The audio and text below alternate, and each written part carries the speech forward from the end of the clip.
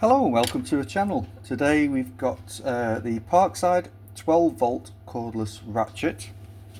I have used this quite a few times. I thought I'd rather use it and then show you rather than just buying it and showing you a pristine tool. It's always nice to see how they work, see how they go.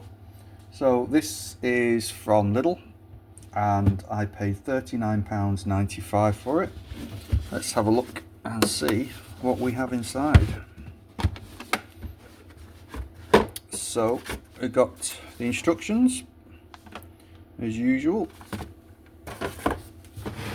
We've got a charger, the ratchet itself, one battery which would go in there to charge, and there's a socket. So that socket turns it from a 3/8 to half. So we'll leave that out. Pop the battery in. It's quite a tight fit. So this is the ratchet. Not particularly heavy. Like I said, I've used it a few times. It works very well. It makes the job a lot easier than using a spanner. A lot quicker. It is okay to break off a stubborn nut with this because it's locked at the moment. There's no movement in that at all. So I have used it to break off something stiff, and then you know, press the trigger to wind it off all the way. Like I said, I've used it a few times, mainly for just light work on cars. The operation of it is, this is your on-off trigger, and this button here that you can see, which is spring loaded, is actually like a safety button, or an on-off switch if you like. So unfortunately on this you do have to press the switch either that side or you can use that side. It's obviously ambidextrous, so you can use that side or that side. Both hands works fine. You need to press that button in before the trigger will activate. Now 9 times out of 10 perfectly fine, it's okay. I'd rather hold it like that and squeeze it, but if you have to hold it like that and squeeze it, fine. If you squeeze it and press it down, as long as you don't let it go all the way off there, it will still work. As soon as you let it go all the way off, it clicks out and you have to press the button in again. I understand the need for an on-off button. However, I would like an on-off button that can actually turn on and off, rather than this that you have to press every single time you want to use it. On the top you got 3 light system, green, amber, red, and you have a light at the front there. Not a very bright light, but it does work. On the top of the head you've got the directional, so you can go forwards or backwards.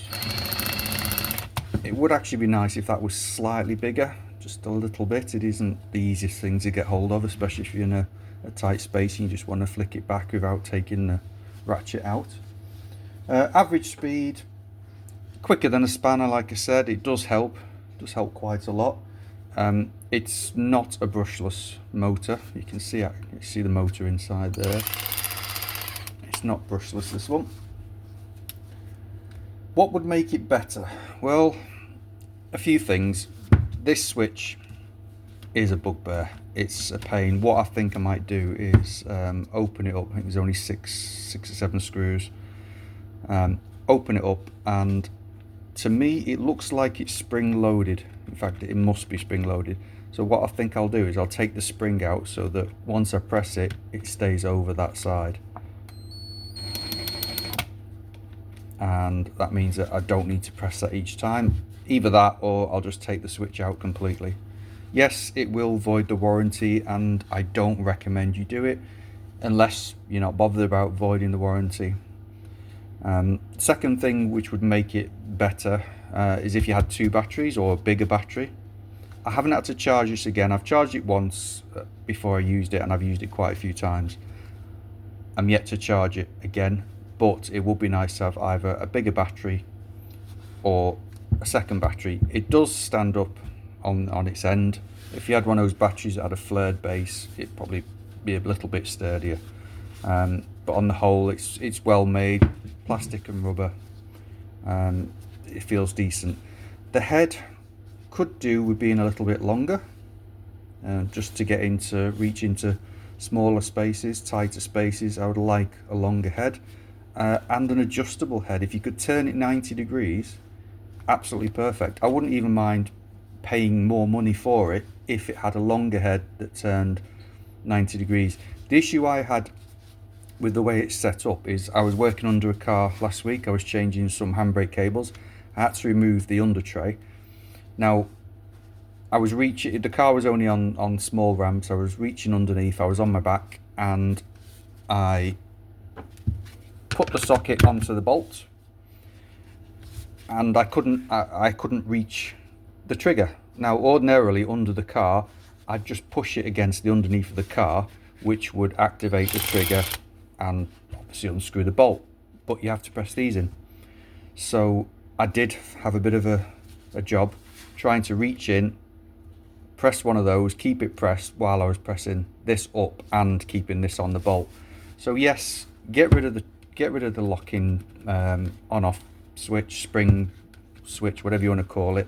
Slightly longer head, but if that head was adjustable 90 degrees, then it wouldn't have been a problem. I could have still reached underneath.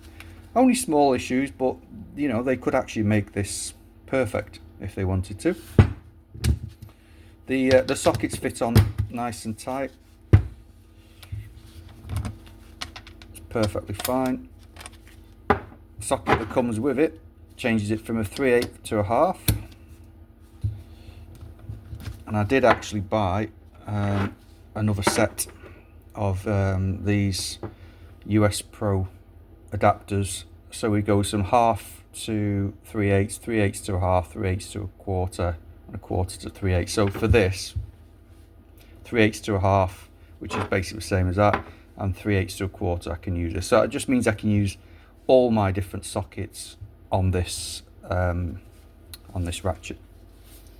So that's it, the Parkside Cordless Ratchet. Do I recommend it? Yes, I do. If you're a weekend mechanic, or just you like to dabble, it's fine. It works well, and it's a lot quicker than a spanner. So if you like the content, if you like what you see, please like and subscribe. It's free and it helps the channel grow, and I'll see you on the next one.